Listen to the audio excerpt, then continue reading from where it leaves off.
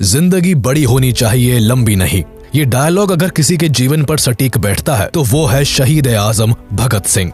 मात्र 23 साल की उम्र में भारत माता की जय का नारा लगाते हुए फांसी के फंदे पर झूलने वाले वीर भगत सिंह इतना शानदार जिए कि आज भी पूरी दुनिया उन्हें याद करती है। भगत सिंह भारत की आजादी के वो एक अहम किरदार हैं जिन्होंने मात्र 23 साल की उम्र में अपना किरदार निभाकर खुशी खुशी फांसी के फंदे को चूम लिया। लेकिन जाने से पहले उन्होंने हर एक भारतीय के अंदर अपने देश की आजादी के प्रति जोश और जुनून का जज्बा भर दिया। 23 मार्च 1931 ये वो दिन था जब भगत सिंह को फांसी दी जानी थी। पूरे भारत में भगत सिंह की फांसी रोकने को लेकर प्रदर्शन हो रहे थे। ब्रिटिशर्स घबराए हुए थे कि कहीं प्रदर्शनकारी हावी ना हो जाए और फांसी को टालना ना पड़े, और इस कारण भगत सिंह को कोर्ट के द्वारा तय की गई तारीख से पहले ही फांसी दे दी जाती है। भगत सिंह तो कुर्बान हो गए, लेकिन देश के हर युवा की आंखों में आजादी का सपना छोड़ गए। भगत सिंह ने एक बार कहा था कि मेरे खून का एक एक कतरा इंकलाब लाएगा, जो वाकई सच साबित हुआ। एक तरफ भगत सिंह को फांसी हुई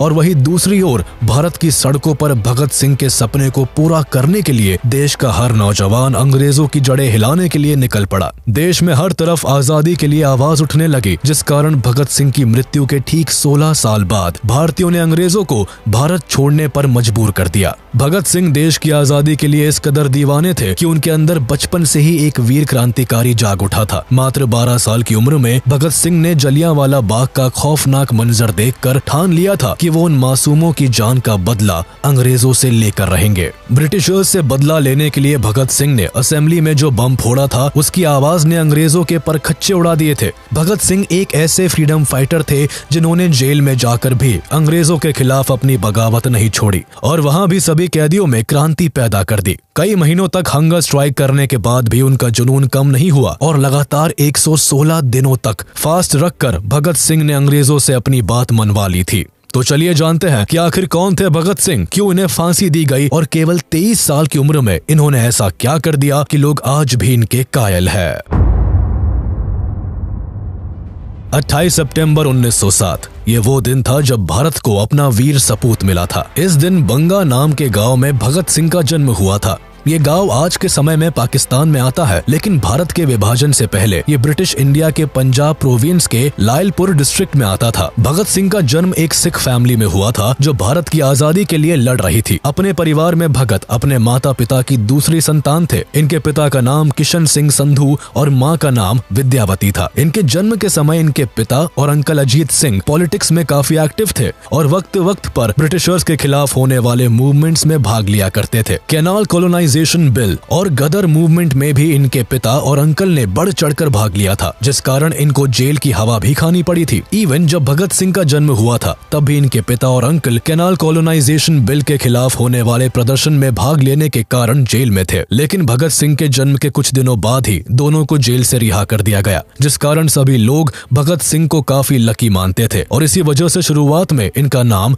भागो सिंह रखा गया था, यानी भाग्य वाला इंसान। पर वक्त के साथ इस नाम को बदलकर भगत सिंह कर दिया गया। इन्होंने बचपन से ही देश के साथ साथ अपने घर के लोगों में भी आजादी की आग देखी थी और इसी के चलते काफी कम उम्र में ही इनके सीने में भी आजादी की आग पैदा हो गई। भगत सिंह बचपन से ही ब्रिटिशर्स से नफरत करने लगे थे, जिसका एक परफेक्ट एग्जाम्पल इनके बालपन के दिनों में देखने को मिलता है। वो ऐसे कि एक बार इनके पिता खेत में बीज बो रहे थे, जिसे देखकर भगत सिंह ने अपने पिता से सवाल किया कि आप खेत में क्यों आते हो। इस पर उनके पिता ने कहा कि हम खेत में बीज बोने आते हैं ताकि ढेर सारी फसल होने पर अनाज मिल सके। जिसके बाद भगत सिंह ने अपने पिता की बात का जवाब देते हुए कहा कि पिताजी, फिर हम खेत में बंदूकें क्यों नहीं बोते? ऐसा करने से हमारे पास ढेर सारी बंदूकें होंगी जिनका इस्तेमाल हम अंग्रेजों के खिलाफ कर सकते हैं। छोटी सी उम्र में ही ऐसे विचार रखने वाले भगत सिंह ने अपने पिता को निशब्द कर दिया था, लेकिन इस इंसिडेंट से उनके पिता इतना तो समझ गए थे कि उनका बेटा बड़ा होकर एक दिन बहुत बड़ा स्वतंत्रता सेनानी बनेगा। भगत सिंह के बचपन में ही उनका भविष्य दिखता था।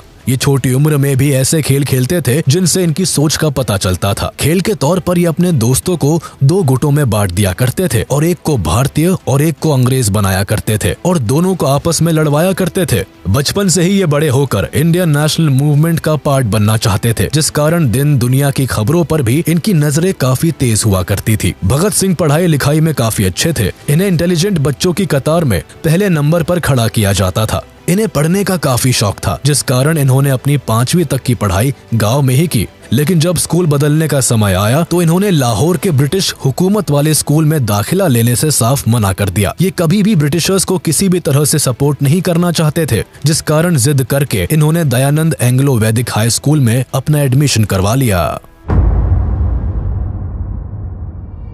स्कूल के दिनों में भी भगत सिंह अंग्रेजों की हर गतिविधियों पर नजर रखते थे। एक दिन भगत सिंह अपने स्कूल में पढ़ रहे थे और तभी इन्हें जलियांवाला बाग मैसेकर के बारे में पता चला। 13 अप्रैल 1919 को अंग्रेजों ने जलियांवाला बाग में पीसफुली प्रोटेस्ट कर रहे लोगों को चारों ओर से घेरकर मौत के घाट उतार दिया था। अंग्रेजों ने जलियांवाला बाग का मेन गेट बंद करवाकर चारों ओर से अपने सिपाहियों से बड़ी बेरहमी के साथ बाग में मौजूद सभी लोगों के ऊपर गोलियां बरसवा दी थी। लोगों के पास मरने के अलावा और कोई चारा नहीं था, क्योंकि वहां भागने के लिए कोई जगह नहीं थी। हालांकि उस बाग में एक कुआं था जहां कई लोगों ने गोलियों से बचने के लिए छलांग लगा दी थी, लेकिन फिर भी कोई नहीं बच पाया। बाग में मौजूद लगभग 1500 लोगों में 379 लोगों की ऑन द स्पॉट मौत हो गई थी और करीब 1200 लोगों को भारी घाव आए थे। इस इंसिडेंट ने पूरे देश में एक आक्रोश पैदा कर दिया था। इस मैसेकर से भगत सिंह इतना आहत हुए थे कि केवल 12 साल की उम्र में घर पर बिना बताए स्कूल से सीधे जलियांवाला बाग की ओर निकल गए और करीब 12 मील पैदल चलकर वहां पहुंच गए, जिसके बाद इन्होंने खून से लथपथ वहां की मिट्टी को एक बोतल में रखा और घर चले गए। इस दिन भगत सिंह ने कसम खाई थी कि भारत के हर मासूम के खून के कतरे कतरे का बदला वो अंग्रेजों से लेंगे। वैसे भगत सिंह की वीरता की कहानियां और किस्सों को और गहराई से जानने के लिए आप कुकू एफएम पर भगत सिंह की इस बायोग्राफी और जेल डायरी को सुन सकते हैं, जहां आप न केवल भगत सिंह के जीवन के बारे में जान सकते हैं, बल्कि उनके जीवन की कई अनसुनी कहानियों को भी सुन सकते हैं। इस ऑडियो बुक का लिंक आपको डिस्क्रिप्शन में मिल जाएगा, जिसके जरिए आप इस ऑडियो बुक को इजीली एक्सेस कर सकते हैं। अगर आप कुकू एफएम के बारे में नहीं जानते हैं तो बता दें कि कुकू एफएम पर कई ऐसे ऑडियो बुक्स अवेलेबल हैं जो आपके लिए नॉलेजेबल होने के साथ साथ एंटरटेनिंग भी है। शुरुआत में पूरे 7 दिन इन ऑडियो बुक्स को सुनने के लिए आपको कोई पैसा भी नहीं देना होगा, क्योंकि कुकू एफएम आपको पूरे 7 दिन का फ्री ट्रायल देता है, जहां आप विकास, करियर, फाइनेंशियल गाइडेंस और नॉलेज जैसे तमाम कंटेंट को एक्सेस कर सकते हैं। इस 7 दिन के फ्री ट्रायल में आपको 5000 से भी ज्यादा शोज का एक्सेस मिलेगा और 7 दिन के ट्रायल के बाद आपको इनके सब्सक्रिप्शन से चार्ज किया जाएगा। तो देर किस बात की है, कुकू एफएम का फायदा उठाए और अपने परिवार वालों को भी सजेस्ट करें। डिस्क्रिप्शन में दिए गए लिंक को जरूर देखें। जलियांवाला बाग मैसेकर के बाद महात्मा गांधी ने ब्रिटिशर्स के खिलाफ 1 अगस्त 1920 को नॉन कोऑपरेशन मूवमेंट की शुरुआत कर दी, जिसके तहत अब भारत के लोग ब्रिटिश और ब्रिटिशर्स से जुड़ी हर चीज का बहिष्कार करने वाले थे। इस मूवमेंट में गांधी जी ने साफ कर दिया था कि स्वराज ही उनका अल्टीमेट गोल है। वो किसी भी कारण से ब्रिटिशर्स के नीचे अब दबने के लिए तैयार नहीं थे। इस मूवमेंट को पूरे भारत की ओर से सपोर्ट मिला। इसके तहत ब्रिटिश प्रोडक्ट से लेकर ब्रिटिश टाइटल और ऑफिसेस तक का बॉयकॉट किया जाने लगा। भगत सिंह भी गांधी जी के इस मूवमेंट से काफी प्रभावित हुए और उन्होंने गांधी जी के इस मूवमेंट को पूरे जोरों शोरों से सपोर्ट किया। भगत सिंह न केवल खुद बल्कि अपने दोस्तों को भी इस मूवमेंट में पार्ट लेने के लिए प्रोत्साहित किया करते थे। उन्होंने ब्रिटिशर्स द्वारा बनाए गए सामानों को जलाना शुरू कर दिया। वो सरेआम ब्रिटिश स्पॉन्सर्ड बुक्स को भी आग लगा दिया करते थे। कुल मिलाकर भगत सिंह को अब तक लगने लगा था कि ब्रिटिशर्स को गांधी जी ही हरा सकते हैं और अब भारत को जल्दी ही आजादी मिलने वाली है। लेकिन तभी एक इंसिडेंट होता है जो भगत सिंह को पूरी तरह से तोड़ देता है। दरअसल नॉन कोऑपरेशन मूवमेंट के समय सड़कों पर लोग ब्रिटिशर्स के खिलाफ अनआर्म्ड रहकर नारे लगाते थे। बेशक ब्रिटिशर्स को ये बात अच्छी नहीं लगती थी, जिसके लिए वो कई तरह के पैतरे भी आजमाते थे। एक बार इसी तरह नॉन कोऑपरेशन मूवमेंट के दौरान एक भीड़ नारे लगाती हुई एक पुलिस स्टेशन के पास पहुंच जाती है, जहां पुलिस वाले भारतीयों को नारेबाजी न करने के लिए धमकाते हैं। लेकिन जब भारतीय नहीं मानते तो पुलिस वाले उन पर गोलियां चला देते हैं, जिसमें कई लोग मारे जाते हैं। अपने लोगों को मरता देख भीड़ बेकाबू हो जाती है। ये देख पुलिस वाले डर के मारे पुलिस स्टेशन के अंदर जाकर छिप जाते हैं, जिसके बाद पूरी भीड़ पुलिस स्टेशन को ही आग के हवाले कर देती है। इस इंसिडेंट को चौरी चौरा कांड के नाम से जाना जाता है, जिसमें कुछ भारतीयों के साथ पूरे 23 पुलिस वाले मारे जाते हैं। अब गांधी जी को इसके बारे में पता चलता है तो वो फौरन नॉन कोऑपरेशन मूवमेंट को वापस ले लेते हैं। मूवमेंट वापस लेने के कारण भगत सिंह के साथ भारत के कई लोगों को काफी बुरा लगता है। कोई नहीं चाहता था कि इतना आगे आकर अब पीछे जाया जाए। भगत सिंह गांधी जी के असहयोग आंदोलन को वापस लेने के डिसीजन से काफी परेशान हो गए थे। आजादी के जो सपने वो देख रहे थे वो अब उन्हें बिखरे हुए लग रहे थे। यही से भगत सिंह ने खुद कुछ कर दिखाने के बारे में सोचा, क्योंकि वो जानते थे कि हाथ पर हाथ रखकर बैठने से कुछ नहीं होने वाला। 12 फरवरी 1922 को गांधी जी ने नॉन कोऑपरेशन मूवमेंट को वापस लिया था, जिसके बाद 1923 में भगत सिंह ने लाहौर के नेशनल कॉलेज में दाखिला लिया, जिसकी स्थापना लाला लाजपत राय ने की थी। कॉलेज में एडमिशन लेने के साथ ही भगत सिंह ने अपनी सोच को और उजागर करना शुरू कर दिया। ये कई तरह की किताबें पढ़ा करते थे, ये सोशलिज्म के समर्थक थे और अपनी एक अलग निगाह से दुनिया को देखा करते थे। बचपन से ही इनमें एक क्रांतिकारी था जो अंग्रेजों की तानाशाही के खिलाफ बगावत करता था। कॉलेज में ये दिन के समय पढ़ा करते थे और शाम को अपने दोस्तों के साथ देश में चल रहे कई मुद्दों पर डिबेट किया करते थे। ये कई रेवोल्यूशनरीज के बारे में पढ़ा करते थे और उनकी विचारधाराओं को खुद से जोड़ने की कोशिश करते थे। हालांकि एक तरफ जहां भगत सिंह देश के लिए खुद को समर्पित कर चुके थे, तो वहीं दूसरी ओर इनके घर पर इनकी शादी की बातें भी चलने लगी। लेकिन भगत सिंह का इस वक्त शादी में कोई इंटरेस्ट नहीं था। वो केवल और केवल अपने देश के लिए काम करना चाहते थे, जिस कारण उन्होंने अपने परिवार वालों से साफ कह दिया था कि अगर आजादी से पहले मेरी शादी होती है तो मौत ही मेरी दुल्हन होगी। ये सुनने के बाद भगत सिंह के माता पिता को बहुत ठेस पहुंची, लेकिन वो समझ चुके थे कि उनका बेटा अब देश की आजादी की राह पर निकल गया है। शादी वाले इंसिडेंट के बाद भगत सिंह ने अपना घर छोड़ दिया और वो कानपुर रहने के लिए चले आए। यहाँ भगत सिंह बंगाल रेवोल्यूशनरी पार्टी को ज्वाइन करने के लिए आए थे। लेकिन 1924 में जब भगत सिंह कानपुर आए तो उन्होंने राम प्रसाद बिस्मिल और सचिंद्र नाथ सान्याल के द्वारा बनाई गई हिंदुस्तान रिपब्लिकन एसोसिएशन को ज्वाइन कर लिया। इस एसोसिएशन के प्राइमरी ऑर्गेनाइजर चंद्रशेखर आजाद थे, जिनसे कुछ समय में ही भगत सिंह की काफी अच्छी बनने लगी थी। भगत सिंह काफी कम वक्त में ही आजाद के चहेते बन गए थे। कानपुर में ही भगत सिंह की गणेश शंकर विद्यार्थी से मुलाकात हुई, जो एक मशहूर पत्रकार और स्वतंत्रता सेनानी थे। गणेश शंकर ने भगत सिंह को अपने पीरियोडिकल ऑफिस में काम पर रख लिया। इनका प्रताप नाम का एक साप्ताहिक पत्र भी निकला करता था, जिसमें भगत सिंह ने बलवंत के नाम से लिखना शुरू कर दिया। प्रताप में सिंह कई और ग्रेट रेवोल्यूशनरीज की ऑटोबायोग्राफीज को लिखा और ट्रांसलेट किया करते थे। पूरा देश इनके लिखने के तरीके को काफी पसंद किया करता था। यह वही समय था जब भगत सिंह के थॉट प्रोवोकिंग आर्टिकल से इम्प्रेस होकर सचिंद्र नाथ सान्याल ने उन्हें चंद्रशेखर आजाद से मिलवाया था। कुल मिलाकर भगत सिंह का छोटा पर काफी सक्सेसफुल जर्नलिस्टिक करियर रहा, जहां इन्होंने कई मैगजीन्स के साथ मिलकर काम किया और काफी नाम कमाया। इन्होंने कीर्ति, प्रताप, वीर अर्जुन, मतवाला, प्रभा और वंदे मातरम जैसी मैगजीन्स और न्यूज़पेपर्स के लिए काम किया था और हर जगह से इन्हें काफी प्रशंसा मिली। हर कोई इनके लेख का कायल था। इनकी पर्सनालिटी की तरह इनका लिखने का अंदाज भी जरा हटकर था। ये अपनी लिखने की ताकत से ही ब्रिटिशर्स के पुर्जे हिला दिया करते थे। इनका लिखा हुआ पढ़ने भर से ही देश की जनता में अंग्रेजों के खिलाफ लड़ने की एक शक्ति पैदा हो जाती थी। इनके लिखे कई आर्टिकल्स को तो अंग्रेजों ने बैन भी करवा दिया था। अंग्रेज अब तक भगत सिंह को पहचानने लगे थे, लेकिन भगत सिंह कहाँ किसी से डरने वालों में से थे। वो तो बस अपने लक्ष्य की ओर बढ़ रहे थे। हालांकि 1925 में सिंह वापस से लाहौर चले गए।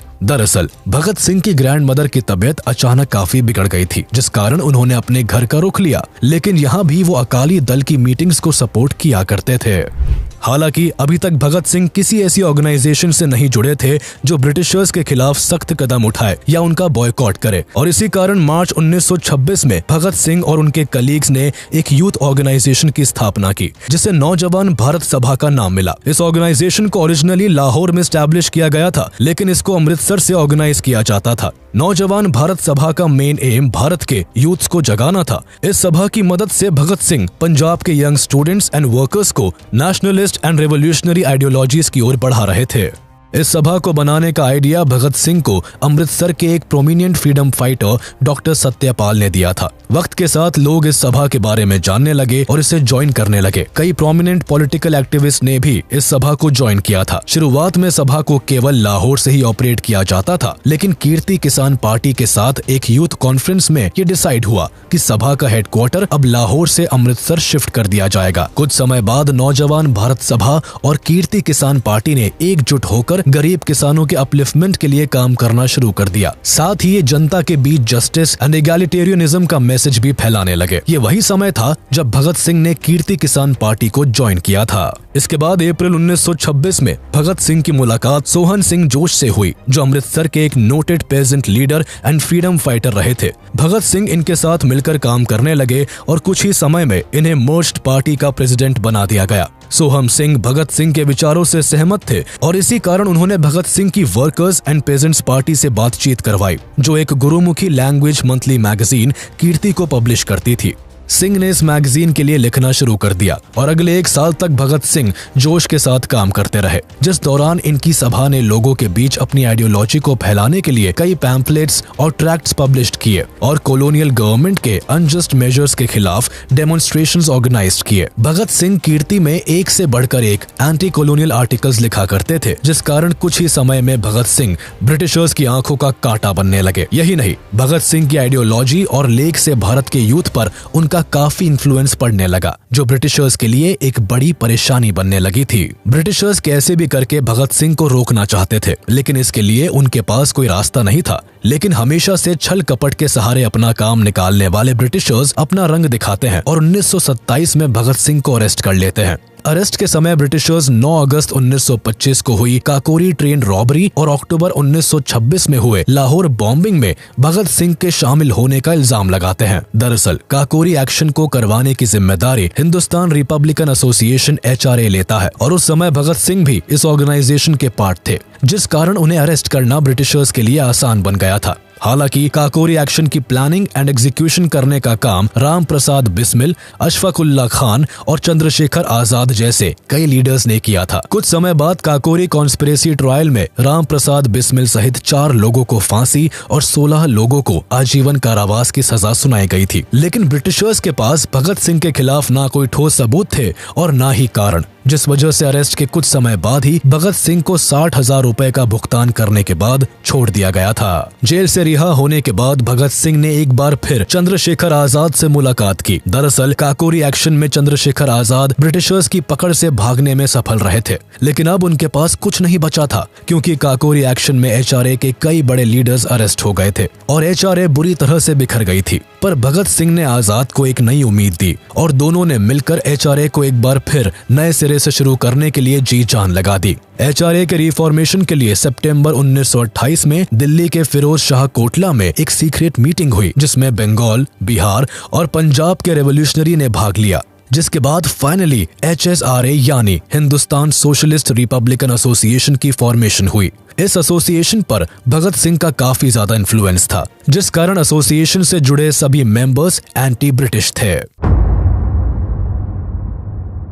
इस समय भारत में साइमन कमीशन का बड़े जोरों शोरों से विरोध हो रहा था। दरअसल 1928 में ही ब्रिटिश गवर्नमेंट के द्वारा भारत में एक कमीशन बैठाया गया, जिसका मेन काम भारत की पॉलिटिकल सिचुएशन पर रिपोर्ट तैयार करना और ब्रिटिश गवर्नमेंट को सौंपना था। लेकिन परेशानी ये थी कि इस कमीशन में एक भी भारतीय शामिल नहीं था और इसका हेड भी एक ब्रिटिशर यानी जॉन साइमन था। इसी वजह से देश में कुछ एक्टिविस्ट ग्रुप ने इस कमीशन के खिलाफ प्रोटेस्ट करना शुरू कर दिया। देखते ही देखते ये प्रोटेस्ट पूरे भारत में फैल गए और हर कोई साइमन गो बैक के नारे लगाने लगा। इस समय लाला लाजपत राय एक ऑल पार्टी प्रोटेस्ट को लीड कर रहे थे, जो साइमन कमीशन के अगेंस्ट काम कर रहा था। पूरे भारत में हो रहे प्रोटेस्ट ब्रिटिशर्स को नहीं भा रहे थे, जिस कारण इसी समय ब्रिटिशर्स कुछ ऐसा करते हैं जिसका भगत सिंह पर काफी असर होता है और इसी के कारण भगत सिंह पहली बार किसी ब्रिटिशर के खिलाफ कलम की जगह हाथ में बंदूक तान लेते हैं। दरअसल प्रोटेस्ट को लीड करते हुए लाला लाजपत राय लाहौर के एक रेलवे स्टेशन की ओर अपना रुख करते हैं, लेकिन पुलिस उन्हें और सभी प्रोटेस्टर्स को रेलवे स्टेशन पर जाने से रोकती है, जिस कारण सिचुएशन काफी गर्म हो जाती है। पर तभी superintendent of police James A Scott सभी पुलिस ऑफिसर्स को प्रोटेस्टर्स पर लाठी चार्ज करने का ऑर्डर दे देते हैं, जिसके बाद पुलिस वाले सभी प्रोटेस्टर्स पर अंधाधुन लाठी बरसाना शुरू कर देते हैं। इस लाठी चार्ज में कई प्रोटेस्टर्स घायल हो जाते हैं, लेकिन लाला लाजपत राय की सबसे बुरी हालत होती है, क्योंकि स्कॉट का मेन टारगेट लाला लाजपत राय ही होते हैं। पुलिस वाले राय को लाठी से इतना मारते हैं कि इन्हें हॉस्पिटल में एडमिट करवाना पड़ता है, जहां इंजरीज के कारण 17 नवंबर 1928 को लाला लाजपत राय की मौत हो जाती है। लाला लाजपत राय की मौत के बाद डॉक्टर्स भी इस बात को कंफर्म करते हैं कि सेवरल इंजरीज के कारण ही राय की मौत हुई है। हालांकि बाद में जब यूनाइटेड किंगडम पार्लियामेंट में राय की मौत का मुद्दा उठाया जाता है, तो ब्रिटिश गवर्नमेंट राय की मौत में खुद को निर्दोषी बताती है। लाला लाजपत राय की मौत ने भगत सिंह को अंदर से झकझोर कर रख दिया था। भगत सिंह अब हर हाल में ब्रिटिशर्स से बदला लेना चाहते थे और इसी बदले की आग में फाइनली भगत सिंह और उनके सभी रेवोल्यूशनरी साथियों ने मिलकर जेम्स ए स्कॉट की हत्या करने की योजना बनाई। इस योजना को बनाने के लिए भगत सिंह और सभी क्रांतिकारियों ने एक मीटिंग रखी जिसमें यह तय हुआ कि अब फाइनली ब्रिटिशर्स को अपने किए हुए का चुकाना पड़ेगा। इस बैठक में स्कॉट के मर्डर का प्लान बनाने में राजगुरु, सुखदेव, चंद्रशेखर आजाद और जय गोपाल जैसे क्रांतिकारी भी शामिल थे। स्कॉट के मर्डर प्लान में HSRA के भी सभी मेंबर्स ने साथ दिया था। प्लान के मुताबिक भगत सिंह के साथ सभी क्रांतिकारियों को पुलिस स्टेशन के पास छिपकर स्कॉट के स्टेशन से बाहर निकलने का इंतजार करना था और जैसे ही स्कॉट स्टेशन से बाहर आते वैसे ही उन्हें गोली मारकर भाग जाना था। लेकिन असल में प्लान जैसा बनाया गया था वैसा एग्जीक्यूट नहीं हो पाया और एक बड़ी गलती हो गई। 17 दिसंबर 1928 को भगत सिंह और उनके सभी साथी प्लान के हिसाब से पुलिस स्टेशन के आसपास खड़े होकर स्कॉट का इंतजार करने लगे। ऑपरेशन के हिसाब से भगत सिंह और राजगुरु की जिम्मेदारी स्कॉट को मारने की थी और चंद्रशेखर आजाद का काम केवल इन दोनों को कवर देने का था। जय गोपाल को इस प्लान का हिस्सा इसलिए बनाया गया था क्योंकि उनके अलावा कोई स्कॉट को नहीं पहचानता था। सभी स्कॉट के पुलिस स्टेशन से बाहर निकलने का इंतजार कर रहे थे। जय गोपाल वही पास में बैठकर एक साइकिल पर चेन चढ़ा रहे थे। उनका काम केवल स्कॉट को आइडेंटिफाई करने के बाद इशारा देने का था। अब जैसे ही स्टेशन से एक पुलिस ऑफिसर बाहर निकला तो सब चौकन्ने हो गए और जय गोपाल ने भगत सिंह को इशारा कर दिया, जिसके बाद उस पुलिस ऑफिसर पर पहली गोली राजगुरु ने चलाई और फिर बाद में भगत सिंह ने। गोली लगने के बाद जब तक भगत सिंह समझ पाते कि उन्होंने गलत आदमी पर गोली चलाई है तब तक काफी देर हो चुकी थी। दरअसल जय गोपाल हड़बड़ाहट में स्कॉट को पहचान ही नहीं पाए थे और उन्होंने इशारा करके जिस ऑफिसर पर गोली चलाने को कहा वो स्कॉट नहीं बल्कि ASP जॉन पी सॉन्डर्स थे। कई गोलियां लगने के कारण जॉन पी सॉन्डर्स की मौके पर ही मौत हो गई। सॉन्डर्स के मर्डर के कारण भगत सिंह और उनके सभी साथियों को पकड़ने के लिए पुलिस ने अपनी सर्च ऑपरेशन तेज कर दी और शहर के सभी एंटर और एग्जिट पॉइंट्स को ब्लॉक करवा दिया, जिस कारण भगत सिंह का पुलिस की नजरों से बचकर भाग निकलना काफी मुश्किल हो गया था। इसलिए भागने के लिए भगत सिंह एक प्लान बनाते हैं जिसे एग्जीक्यूट करने के लिए 19 दिसंबर 1928 को सुखदेव HSRA के मेंबर प्रोफेसर भगवती चरण वोहरा की वाइफ दुर्गावती देवी को बुलाते हैं जो भगत सिंह की भागने में मदद करती है। प्लानिंग के हिसाब से राजगुरु और भगत सिंह को लाहौर से एक ट्रेन पकड़नी थी जो भटिंडा होते हुए कलकत्ता जाती। इस दौरान भगत सिंह अपना पूरा लुक बदल लेते हैं। एक पंजाबी होने के बाद भी भगत सिंह अपने बाल और दाढ़ी कटवा लेते हैं। इनका अटायर भी वेस्टर्न होता है। वही सुखदेव भगत सिंह के नौकर बनते हैं और दुर्गा भाभी भगत सिंह की वाइफ। भगत सिंह और सुखदेव सेफ्टी के लिए अपने पास एक रिवॉल्वर भी रखते हैं, जिसके बाद फाइनली सभी भागने में सफल होते हैं। ब्रिटिशर्स की नजरों से भागने में सफल होने के बाद कुछ समय तक भगत सिंह शांत रहते हैं, जिसके बाद वो ड्रामा की मदद से ब्रिटिशर्स के खिलाफ लोगों को खड़ा करने की कोशिश करते हैं। वो लोगों को इंस्पायर करने के लिए फ्रीडम फाइटर्स की कहानियां सुनाया करते थे, जिसमें अधिकतर रेवोल्यूशनरीज शामिल रहते थे। वो राम प्रसाद बिस्मिल और अगस्टे वेलेंट जैसे बड़े रेवोल्यूशनरीज के बारे में लोगों को बताते थे।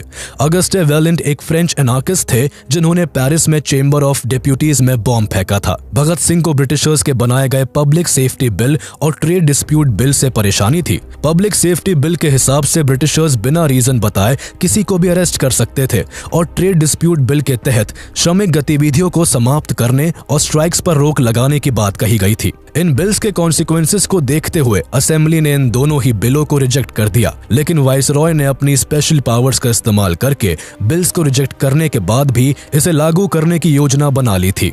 भगत सिंह इसके सख्त खिलाफ थे, जिसके लिए उन्होंने सेंट्रल लेजिस्लेटिव असेंबली में एक बॉम्ब एक्सप्लोजन करने का प्लान बनाया। शुरुआत में जब भगत सिंह ने HSRA के सामने ये प्लान पेश किया तो HSRA का कोई मेंबर नहीं चाहता था कि भगत सिंह इस प्लान का हिस्सा बने, क्योंकि अगर वो इस प्लान में शामिल होकर असेंबली में बॉम्ब फेंकते तो ब्रिटिशर्स पहले सॉन्डर्स के मर्डर और फिर असेंबली बॉम्ब केस में भगत सिंह को फांसी दे देते। हालांकि काफी डिस्कशन के बाद ये डिसाइड हुआ कि भगत सिंह असेंबली बॉम्बिंग का हिस्सा बनेंगे, अब चाहे इसके लिए उन्हें अरेस्ट और एग्जीक्यूट ही क्यों ना होना पड़े। भगत सिंह का मानना था कि आजादी उनका मकसद है और आजादी केवल बोलने से नहीं मिलती बल्कि उसके लिए लड़ना भी पड़ता है। वो जानते थे कि अगर उन्होंने इस प्लान में पार्टिसिपेट किया तो उनका वापस जिंदा बचकर आना नामुमकिन है, लेकिन जन्म से ही रेबेलियन भगत सिंह कहाँ पीछे हटने वाले थे। वो तो खुशी खुशी इस प्लान में शामिल होने के लिए रेडी हो गए और HSRA के सभी मेंबर्स को भी मना लिया। इस प्लान को एग्जीक्यूट करने से पहले भगत सिंह ने कहा था कि अगर मेरी जान चली भी गई तो मेरे बाद भारत के हर घर से एक भगत पैदा होगा जो आजाद भारत के लिए ब्रिटिशर्स को मार भगाएगा। फाइनली वो दिन आता है जब भगत सिंह और बटुकेश्वर दत्त दिल्ली असेंबली बॉम्बिंग के लिए तैयार होते हैं। 8 अप्रैल 1929 को भगत सिंह और बटुकेश्वर दत्त चलते सेशन के बीच पब्लिक गैलरी से असेंबली चैम्बर में 2 बॉम्ब फेंकते हैं। इन बॉम्ब्स का मकसद किसी को मारने का नहीं होता, इसी कारण इन्हें खाली जगहों पर फेंका जाता है। बॉम्ब से पूरी असेंबली में धुआं हो जाता है और इसकी आवाज भी काफी तेज होती है, जिस कारण असेंबली में मौजूद सभी लोगों को कुछ समझ नहीं आता और वो इधर उधर भागने लगते हैं। इस समय भगत सिंह और बटुकेश्वर दत्त चाहते तो भाग सकते थे, लेकिन वो ऐसा नहीं करते हैं, बल्कि वही खड़े होकर जोर जोर से इनकलाब जिंदाबाद का नारा लगाते हुए कई पैम्फलेट्स हवा में उड़ाने लगते हैं, जिन पर लिखा था कि बहरों को सुनने के लिए धमाके की जरूरत होती है।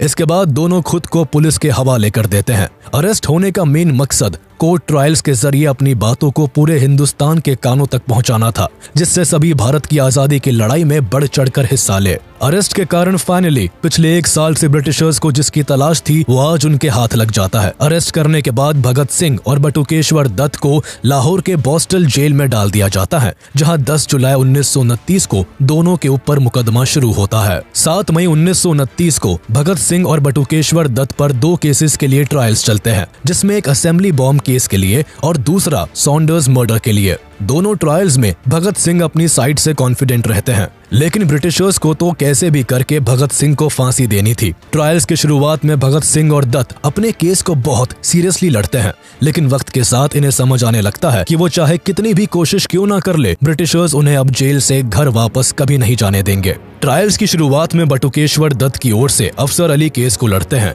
तो वही भगत सिंह अपना केस खुद लड़ने का फैसला लेते हैं। भगत सिंह स्टार्टिंग से ही अपना स्टैंड क्लियर करते हुए चलते हैं। वो रेवोल्यूशनरीज के बारे में कहते हैं कि जब अग्रेसिवली तरीके से फोर्स का इस्तेमाल किया जाता है तो वो वायलेंस और अनजस्टिफाइबल कहलाता है, लेकिन जब किसी लेजिटिमेट कॉज को आगे बढ़ाने के लिए इसका इस्तेमाल किया जाता है तो इसका अपना मॉरल जस्टिफिकेशन होता है। ब्रिटिशर्स के खिलाफ भगत सिंह के रवैये को देखते हुए अंग्रेज वही करते हैं जो उनसे एक्सपेक्टेड था। कोर्ट किसी भी सूरत में रेवोल्यूशनरीज के द्वारा किए गए कामों को सही नहीं बताती और मैलिशियस एंड अनलॉफुल इंटेंट का हवाला देते हुए भगत सिंह और दत्त को गलत ठहराती है।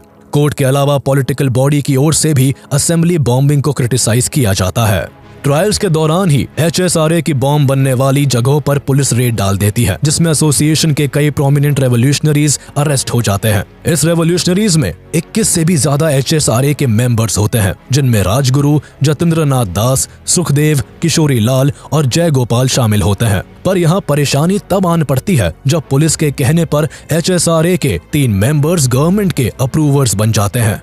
भगत सिंह को फंसाने की साजिश रच रहे ब्रिटिशर्स मौका पाते ही अपने काम पर लग जाते हैं और फणींद्र नाथ घोष, हंसराज बोहरा एंड जय गोपाल को भगत सिंह के खिलाफ कोर्ट में गवाही दिलवा देते हैं। इनकी गवाही से भगत सिंह को काफी सदमा लगता है, लेकिन फिर भी वो खुद को संभालते हैं और आखिरी सांस तक लड़ते हैं। गवाही मिलने के बाद ब्रिटिशर्स भगत सिंह और उनके साथियों के ऊपर मेनली 3 केसेस को हाईलाइट करके डिसीजन दिलवाते हैं, जिनमें Saunders murder, assembly bombing and bomb manufacture के केस शामिल होते हैं। 10 जुलाई 1929 को सभी ट्रायल्स एक स्पेशल सेशंस कोर्ट में होते हैं, जहां 28 एक्यूज रेवोल्यूशनरीज के अगेंस्ट सजा सुनाई जाती है। ये ट्रायल पूरी तरह से बायस्ड होता है। कोर्ट हार्डली ही स्टैंडर्ड लीगल राइट्स प्रिंसिपल का इस्तेमाल करते हुए अपना डिसीजन सुनाता है और भगत सिंह, राजगुरु और सुखदेव को कैपिटल पनिशमेंट दी जाती है। भगत सिंह और उनके साथियों की फांसी रोकने के लिए कई नेशनल लीडर्स ब्रिटिशर्स से रिक्वेस्ट करते हैं, लेकिन कोई फायदा नहीं होता है, क्योंकि किसी भी सूरत में ब्रिटिशर्स भगत सिंह की कैपिटल पनिशमेंट को कम ना करने की ठान लेते हैं। हालांकि बात जब रिक्वेस्ट करने से नहीं बनती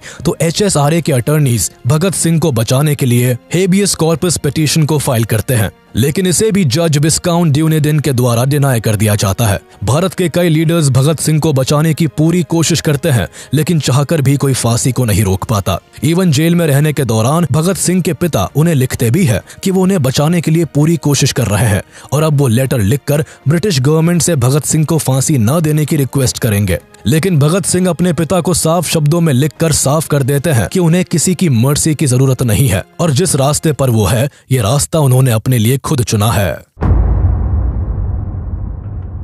डेथ सेंटेंस सुनाने के बाद भगत सिंह और उनके साथियों को दिल्ली जेल से शिफ्ट करके सेंट्रल जेल मियानवाली भेज दिया जाता है। यहाँ जब भगत सिंह आते हैं तो वो इंडियन प्रिजनर्स और यूरोपियन प्रिजनर्स में हो रहे डिस्क्रिमिनेशन को देखकर दंग रह जाते हैं। इस जेल में भारतीय कैदियों की हालत बद से बदतर होती है। उन्हें ना ठीक तरह से खाना दिया जाता था और ना पानी, ना उनके सोने की कोई साफ जगह थी और ना ही रहने की। भगत सिंह ने उस जेल में रह रहे भारतीयों की हालत को सुधारने के लिए ब्रिटिशर्स से मांग करनी शुरू कर दी। इन मांगों में इक्वालिटी के साथ food standards, clothing, toiletries, hygienic necessities और बुक्स एंड डेली न्यूज़पेपर की डिमांड की गई थी। इसके साथ ही भगत सिंह ने पहले ही ब्रिटिशर्स को यह साफ कर दिया था कि जेल में वो किसी तरह की फोर्स्ड मैनुअल लेबर और अनडिग्निफाइड वर्क को नहीं करेंगे। हालांकि ब्रिटिशर्स ने भगत सिंह की बेसिक नेसेसिटीज को भी नहीं माना, जिसके बाद भगत सिंह ने सबसे ज्यादा 116 दिनों तक हंगर स्ट्राइक करके हिस्ट्री का एक रिकॉर्ड बना देते हैं। इस समय भगत सिंह हंगर स्ट्राइक करके ब्रिटिशर्स से जेल में रह रहे भारतीयों के लिए इक्वालिटी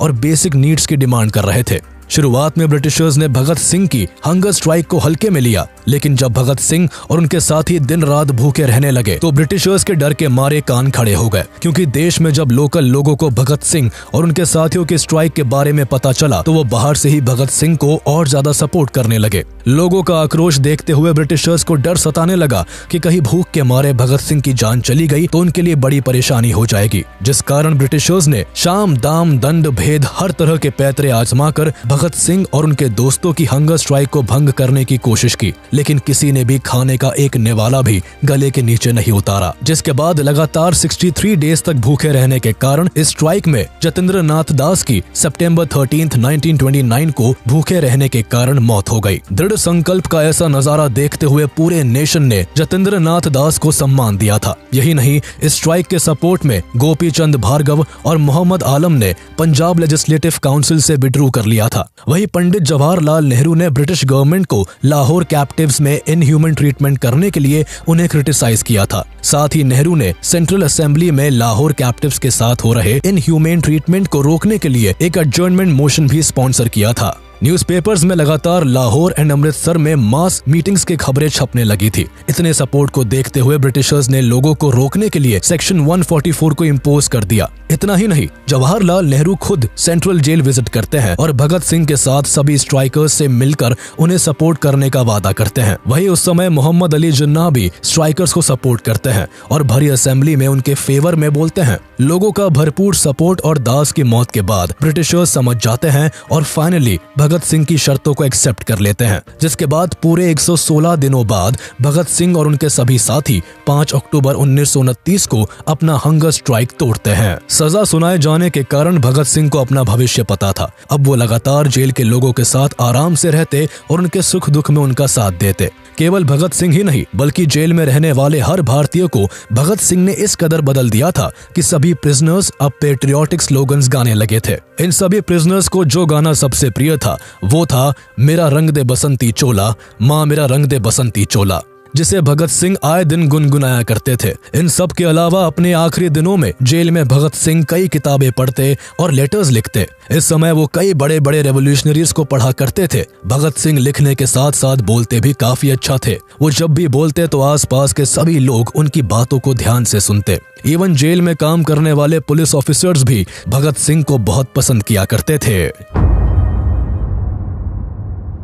फाइनली अब वो दिन आ जाता है जब भगत सिंह को इस दुनिया से अलविदा कहना पड़ता है, लेकिन देश अभी भी भगत सिंह को विदाई देने के लिए तैयार नहीं था, जिस कारण अभी भी जोरों शोरों से चारों ओर भगत सिंह को बचाने के लिए हर कोई अपनी पूरी कोशिश में लगा हुआ था। 24 मार्च 1931 को भगत सिंह और उनके साथियों को फांसी देनी थी, लेकिन पूरे भारत में भगत सिंह के सपोर्ट में हो रहे प्रोटेस्ट को देखकर ब्रिटिशर्स डर जाते हैं और तय की गई तारीख से एक दिन पहले ही उन्हें फांसी देना तय किया जाता है। जिसके बाद फांसी का जब समय होता है तो जेलर भगत सिंह को जेल से लेकर फांसी देने वाली जगह पर लेकर जाने के लिए आते हैं, पर तब भगत सिंह कहते हैं कि मुझे थोड़ा वक्त दो, मेरी किताब का आखिरी पन्ना बचा है। अभी एक क्रांतिकारी दूसरे क्रांतिकारी से भेंट कर रहा है। दरअसल इस समय भगत सिंह लेनिन की बायोग्राफी को पढ़ रहे थे। थोड़ी देर में भगत सिंह किताब का आखिरी पन्ना पढ़ने के बाद जेलर के साथ जाने के लिए तैयार हो जाते हैं। जेलर भगत सिंह, राजगुरु और सुखदेव को फांसी देने के लिए ले जाता है, जहां भगत सिंह अपने हाथों और आंखों को ना बांधने की डिमांड करते हैं। ब्रिटिशर्स भगत सिंह के हाथों को तो नहीं बांधते, लेकिन आंखों पर काली पट्टी को बांध देते हैं। जिसके बाद 23 मार्च 1931 की शाम को ठीक 7:30 पर भगत सिंह, राजगुरु और सुखदेव को फांसी दे दी जाती है। तीनों फांसी के फंदे को चूमकर इनकलाब जिंदाबाद का नारा लगाकर इस दुनिया से हमेशा हमेशा के लिए अलविदा कह जाते हैं। इन तीनों देश प्रेमियों का बलिदान भारत के हर यूथ को एक नई दिशा देता है और अब हर नौजवान भारत के फ्रीडम स्ट्रगल में बढ़ चढ़कर हिस्सा लेता है। भगत सिंह ने केवल तब के यंगस्टर्स को ही इंस्पायर नहीं किया, बल्कि आज के यूथ में भी भगत सिंह के लिए बेहद प्यार और इज्जत भरी है। आज का यूथ भी भगत सिंह को अपनी इंस्पिरेशन मानता है। आज भगत सिंह, राजगुरु और सुखदेव की याद में हर साल 23 मार्च को देश शहीद दिवस मनाता है। हम आशा करते हैं कि आपको हमारा वीडियो पसंद आया होगा। आगे हम और भी ऐसे ही इन्फॉर्मेटिव वीडियोस आपके लिए लाते रहेंगे। तब तक के लिए हमारा वीडियो लाइक कर दे और ऐसे ही इंटरेस्टिंग वीडियोस के लिए हमारे चैनल को सब्सक्राइब कर ले।